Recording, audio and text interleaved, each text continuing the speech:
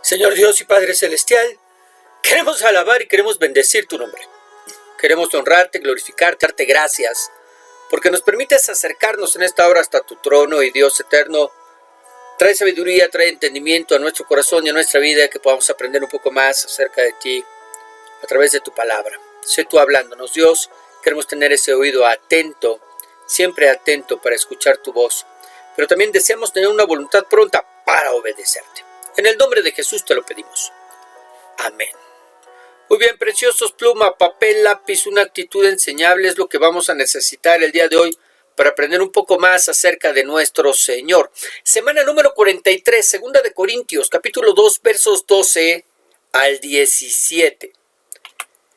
El triunfo de Cristo. Vamos a dar lectura a nuestra lección. Cuando llegué a Troas para predicar el Evangelio de Cristo, aunque se me abrió puerta en el Señor, no tuve reposo en mi espíritu por no haber hallado a mi hermano Tito. Así, despidiéndome de ellos, partí para Macedonia. Mas a Dios gracias, el cual nos lleva siempre en triunfo en Cristo Jesús, y por medio de nosotros manifiesta en todo lugar el olor de su conocimiento, porque para Dios somos grato olor de Cristo en los que se salvan y en los que se pierden. A estos, ciertamente, olor de muerte para muerte, y a aquellos olor de vida para vida. Y para estas cosas, ¿quién es suficiente? Pues no somos como muchos que medran falsificando la palabra de Dios, sino que con sinceridad, como de parte de Dios y delante de Dios, hablamos en Cristo. Muy bien. Pablo ha terminado la sección anterior hablando de las estrategias de esas maquinaciones que Satanás tiene y trata de llevar a cabo en contra de la iglesia. Ahora hablará del triunfo que tenemos los creyentes en Cristo para animarnos a combatir y asegurarnos que a pesar de todo lo que el diablo pretende hacer, la victoria de la iglesia es inminente. Vamos a ver. Segunda de Corintios 2:12, que dice: cuando llegué a Troas para predicar el Evangelio de Cristo, aunque se me abrió puerta en el Señor, no tuve reposo en mi espíritu. ¿Por qué? Por no haber hallado a mi hermano Tito. Así, despidiéndome de ellos, partí para Macedonia. ¿Qué nos dice Pablo? Que llegó a Troas, una ciudad costera de Asia Menor, con toda la intención de predicar allí el Evangelio, y que aunque no encontró oposición para hacerlo, como no encontró allí a Tito, siguió adelante a Macedonia. Y la primera pregunta es: ¿quién es Tito? Como para que Pablo no se quedara a predicar y fuera a buscarlo. Vamos a leer un comentario que hay acerca de quién es Tito. Dice: Tito fue un líder de la iglesia primitiva, un compañero de confianza del apóstol Pablo y un fiel servidor del Señor. Tito era un gentil que llegó a la fe en Cristo gracias a Pablo. Fue atraído por el ministerio y se convirtió en compañero de Pablo, acompañándolo a él y a Bernabé desde Antioquía hasta Jerusalén. En el concilio de Jerusalén, Tito habría sido un excelente ejemplo de un cristiano gentil nacido de nuevo. Tito era la prueba viviente de que la circuncisión no era necesaria para la salvación. Después, Tito fue a Corinto para servir a la iglesia de ahí. En el tercer viaje misionero de Pablo, que tuvo lugar entre el 53 y el 57 después de Cristo, Pablo llegó a Troas y esperaba encontrarse allí con Tito. Al no encontrar a su amigo, Pablo partió hacia Macedonia. Tito se reunió con Pablo en Filipos y le dio un buen informe del ministerio en Corinto. Cuando Tito regresó a Corinto, entregó en persona la epístola de Segunda de Corintios y organizó una recolecta para los creyentes necesitados de Jerusalén. Muy bien, ahora entendemos por qué Pablo siguió su camino a Filipos, a Macedonia, y no se quedó en Troas predicando el Evangelio. Había quedado de ver allí a Tito para que le diera el reporte de cómo se encontraban las cosas en la iglesia de Corintio. Al no encontrarlo, su preocupación por su colaborador, hermano y amigo, lo hizo seguir a Filipos para encontrarlo. Lo que en realidad nos enseña dos cosas. La primera, la persona es más importante que la misión. Es decir, a pesar de encontrar todas las facilidades para predicar, era más importante el mirar por el bienestar del colaborador. Algo que debería ser muy tomado en cuenta hoy en día, donde es importante el ministerio, pero no por encima de la familia, esposa e hijos, por ejemplo, o que los hermanos de la iglesia. Pues desgraciadamente nos hemos encontrado con pastores, ministros, que abandonan sus iglesias por perseguir sus sueños ministeriales. Y, en segundo lugar, nos enseña que no somos todos suficientes en lo que hacemos. Pablo entendía que necesitaba de los demás hermanos para hacer la obra a la que había sido llamado, en este caso, de Tito. Los ministros de hoy necesitamos entender que no estamos solos en lo que hacemos y que necesitamos de los demás para poder realizar, para poder llevar a cabo de manera efectiva o más efectiva aquello para lo que fuimos llamados. Recordemos que somos muchos los miembros del cuerpo de Cristo, la iglesia, y todos tenemos distintas funciones, pero juntos lo hacemos mejor. Muy bien, verso 14. Mas a Dios gracias, el cual nos lleva siempre en triunfo en Cristo Jesús, y por medio de nosotros manifiesta en todo lugar el olor de su conocimiento. Y aquí, la primera pregunta que surge cuando nosotros leemos este verso es: ¿cómo es que Dios nos lleva siempre en triunfo en Cristo? Y hacemos la pregunta porque debido a los problemas, a las dificultades, a las situaciones difíciles y adversidades que sufrimos en este mundo, la persona, el creyente, podría llegar a pensar que tal triunfo del cual nos habla Pablo es solo una expresión para darnos ánimo y no una realidad de nuestras vidas. ¿Qué piensas? ¿Es solamente una expresión para darnos ánimo? ¿O es algo que puede ser hecho realidad en nuestras vidas? Bueno, lo primero que debemos tener en mente es que no hay triunfo si no hay adversidad. Así que los problemas y dificultades sí están tomados en cuenta en esta porción. Recordemos que no se nos prometió una vida libre de situaciones difíciles, sino por el contrario. El Señor mismo nos advirtió que mientras estuviéramos en este mundo, tendríamos que atravesar por aflicciones. Rápidamente, Juan 16:33 dice: estas cosas os he hablado para que en mí tengáis paz. En el mundo tendréis aflicción, pero confiad, yo he vencido al mundo. Pero no solamente se nos advirtió que tendríamos problemas y dificultades, sino que se nos aseguró que triunfaríamos sobre ellas. ¿Cómo? Gracias a la obra de Cristo en nosotros. Por eso dice: en Cristo Jesús. Es decir, Cristo, por medio de su Espíritu, traerá fortaleza, traerá guía, traerá dirección, traerá sabiduría para que enfrentemos todas esas dificultades de la vida y saquemos lo mejor de ellas. Ok, lo voy a repetir. Cristo, por medio de su Espíritu, traerá fortaleza, guía, dirección, sabiduría, para que enfrentemos todas esas dificultades, todos esos problemas, todas esas enfermedades, todas esas situaciones difíciles de la vida y saquemos lo mejor de ellas. Eso no quería decir que los hermanos que sufrieran persecución no serían despojados de sus cosas, o que no serían maltratados, o que incluso no sufrirían la muerte en manos de sus perseguidores. No. Lo que quería decir es que a pesar de sufrir todas esas cosas, ellos serían fortalecidos para atravesarlas sin que su fe por Dios se viera afectada y manteniendo la esperanza de la vida eterna. Algo que definitivamente necesitamos aprender el día de hoy. Dios nos lleva en triunfo en Cristo, no porque no tengamos problemas que enfrentar en esta vida, no, sino porque aún en medio de esos problemas, aún en medio de esas dificultades, aún en medio de esas situaciones difíciles, aún en medio de esas enfermedades, nos mantenemos firmes en la fe de Cristo. Porque aún en medio de ellos no dejamos de creer en Dios. No dejamos de creer que hay propósito para lo que estamos sufriendo o atravesando. No dejamos de creer que no estamos solos, sino que Dios está con nosotros a pesar de lo que vemos, a pesar de lo que sentimos y atravesamos. Y sobre todo, creemos que la victoria final la recibiremos cuando seamos recibidos en las moradas eternas que el Señor mismo nos fue a preparar.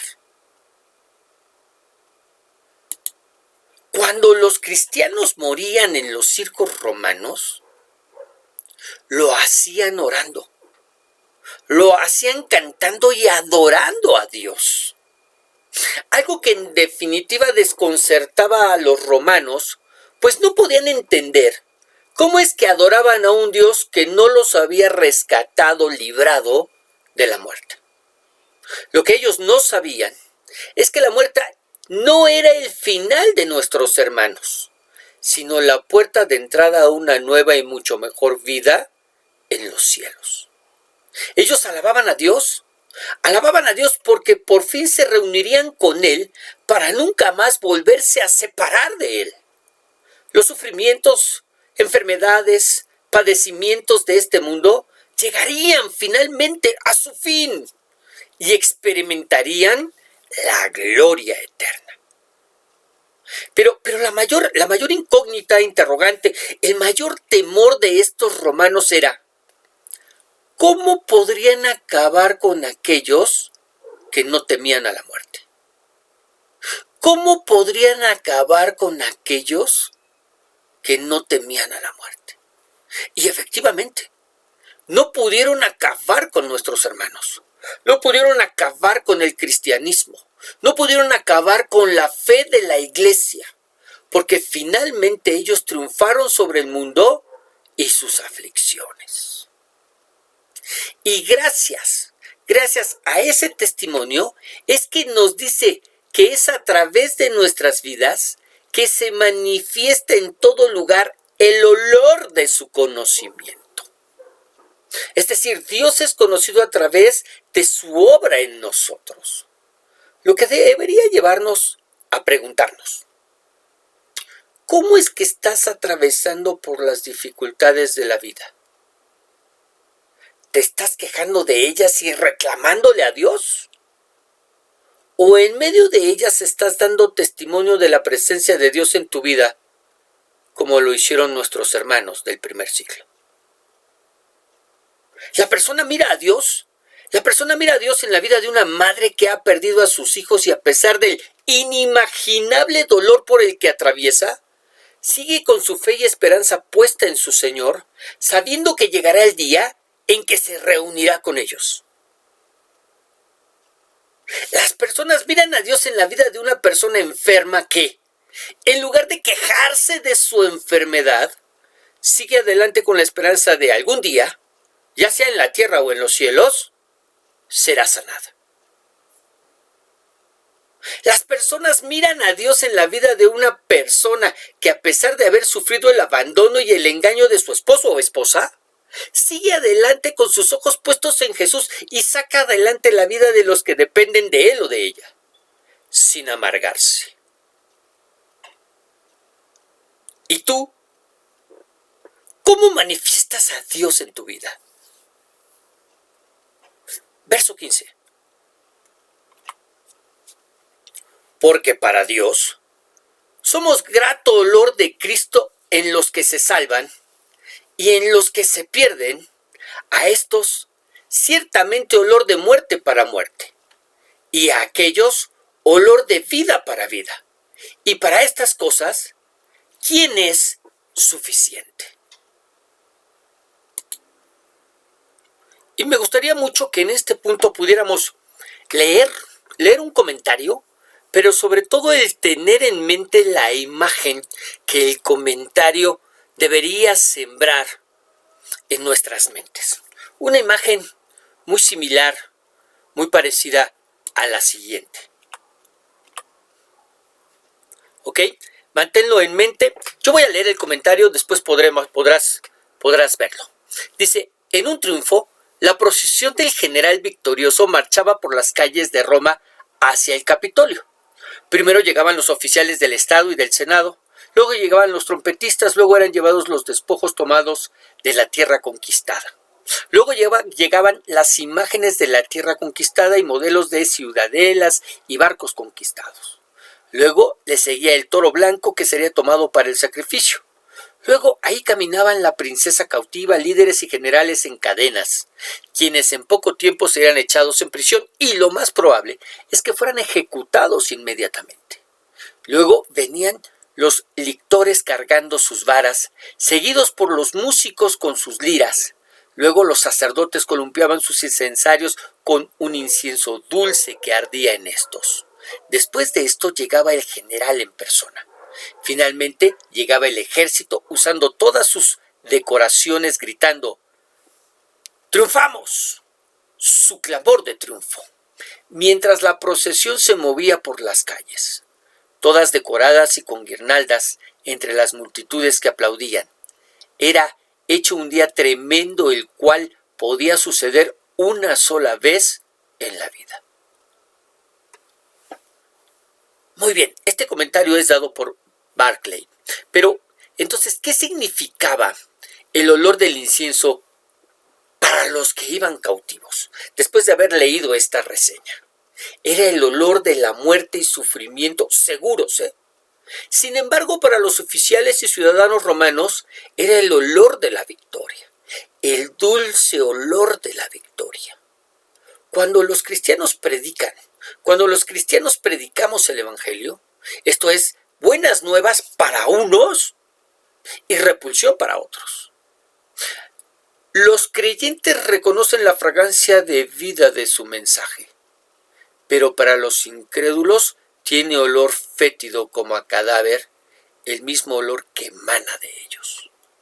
Y ahora podemos entender mejor por qué Pablo nos llama a los creyentes olor de Cristo, olor de vida, para aquellos que han sido llamados a vida eterna, pero para aquellos que están condenados a eterna perdición somos olor de muerte, que lo único que les anuncia es que les espera la muerte eterna, o como lo dice la Biblia, en el libro de Apocalipsis, la muerte segunda. Apocalipsis 20:14 dice, y la muerte y el Hades fueron lanzados al lago de fuego. ¿Qué es el lago de fuego? Esta es la muerte segunda. Y al que no se halló inscrito en el libro de la vida fue lanzado al lago de fuego. Muerte segunda. Y Pablo termina este verso 16 con una pregunta. Y para estas cosas, ¿quién es suficiente? ¿Quién es suficiente? Vamos a ver el siguiente comentario. Pablo pregunta, ¿quién es suficiente para la tarea de presentar a Cristo? Nuestra suficiencia siempre proviene de Dios. Él nos comisionó y envió. Nos ha dado el Espíritu Santo para hablar con el poder de Cristo. Mantiene sus ojos sobre nosotros, protegiéndonos mientras trabajamos para Él. Por lo tanto, si reconocemos que Dios nos hace competentes y útiles, podemos vencer nuestros sentimientos e insuficiencias. Servirle a Él, sin embargo, requiere que tengamos en mente lo que Él puede hacer por medio nuestro, no lo que no podemos hacer por nosotros mismos. Es decir, ¿quién es suficiente? No, nadie que no sea capacitado por Dios para hacerlo. Si alguien quiere ser suficiente en sus propias fuerzas, lo único que comprobará es que es insuficiente. Esa suficiencia viene de Dios, viene de lo alto, viene del poder del Espíritu Santo, con el cual hemos sido bautizados para ser testigos efectivos. Eso es lo que el Señor Jesús les enseña a los discípulos en Hechos capítulo 1, versículo 8. Y me seréis testigos en Jerusalén, Judea, Samaria y hasta lo último de la tierra, cuando haya venido, descendido sobre ustedes, el Espíritu Santo, para darles poder para poder hacer esta labor. Así que, ¿quién es suficiente? Bueno, aquel que ha sido revestido de la suficiencia de Dios por medio del Espíritu que lo habita. ¿Ok? 17. Pues no somos como muchos que medran falsificando la palabra de Dios. Ojo que dice muchos son los que medran falsificando. Son muchos los falsificadores de la palabra en aquel tiempo. Sino que con sinceridad, como de parte de Dios y delante de Dios, hablamos en Cristo. No debemos olvidar, de verdad, no debemos olvidar que en los tiempos de Pablo existían predicadores ambulantes que predicaban el Evangelio sin haber entendido el Evangelio, falsificando la palabra de Dios. Lo que a ellos en realidad les interesaba era el dinero, eran las ganancias que su predicación les traería. De manera que sin estar capacitados y sin haber sido llamados enseñaban, como es de suponerse lo que enseñaban, eran doctrinas del error, aberraciones, herejías que cautivaban el oído de los ingenuos. Hoy también existen revendedores religiosos, a los que en realidad no les interesa la calidad y la veracidad de sus enseñanzas, sino el que a través de estas ganen mucho dinero. Así que le dicen a la gente lo que la gente quiere oír, para de esta manera obtener lo que desean de ellos: dinero. De la misma manera que la iglesia del primer siglo, tengamos cuidado, tengamos cuidado. Ahora, ¿cómo es que el predicador, cómo es que el maestro debe enseñar? Aquí se nos dice que de 3 maneras y una condición. De 3 maneras y una condición. Las maneras con sinceridad, como de parte de Dios y delante de Dios. Y la condición en Cristo. Vamos a verlo. Primero, con sinceridad. Sin pretender engañar a nadie. Eso es lo que significa. Con sinceridad, sin pretender engañar a nadie y siendo veraz en lo que se dice, tanto en la enseñanza bíblica como en los ejemplos y testimonios con los que enriquecemos dicha enseñanza. Con sinceridad. 2, como de parte de Dios, es decir, como si Dios mismo estuviera hablando a través de la persona, lo que debería obligarle a hacerlo con temor y reverencia y teniendo cuidado del lenguaje que utiliza, pues debe usar el mismo lenguaje que el Señor mismo usaría. Y 3, delante de Dios. Conscientes de que nuestra predicación o enseñanza realmente está siendo escuchada en los cielos por Dios mismo. Hay predicadores que se ponen nerviosos cuando al predicar lo hacen delante de aquellos a los que consideran mejor capacitados que ellos para hacerlo. Pero en realidad, nuestro mayor temor debería ser el saber que por quien estamos siendo escuchados es por el Señor mismo. ¿Ok? 3 maneras. ¿Cuál es la condición? Los que enseñan deben estar en Cristo. Es decir, deben ser verdaderos cristianos, verdaderos creyentes. Deben formar parte de aquellos que fueron enviados en Mateo 28 a predicar el Evangelio. Porque, ¿cómo hablaremos de una salvación tan grande si no formamos parte de aquellos que han sido salvos? ¿Cómo hablaremos del abundante perdón de Dios y de la abundancia de las riquezas de su gracia si no hemos gozado de ellas? ¿Sería como hablar de un país en el que no hemos estado? ¿De una cultura en la que no hemos vivido? ¿O de sanar de una enfermedad que nunca hemos tenido? Es decir, no sabemos de lo que hablamos. Y de esta manera, el apóstol Pablo nos habla del triunfo de Cristo sobre los problemas, sobre las dificultades, sobre las situaciones difíciles, sobre las enfermedades, sobre las adversidades. Y cómo es que necesitamos en verdad ser salvos para poder de manera efectiva ser instrumentos en las manos de Dios, para de esa manera poder proclamar el mensaje del Evangelio con completa y total efectividad bajo la capacidad que Dios da a aquellos que le aman. Así que, ahí en donde estás, inclina tu rostro, cierra tus ojos. Vamos a orar.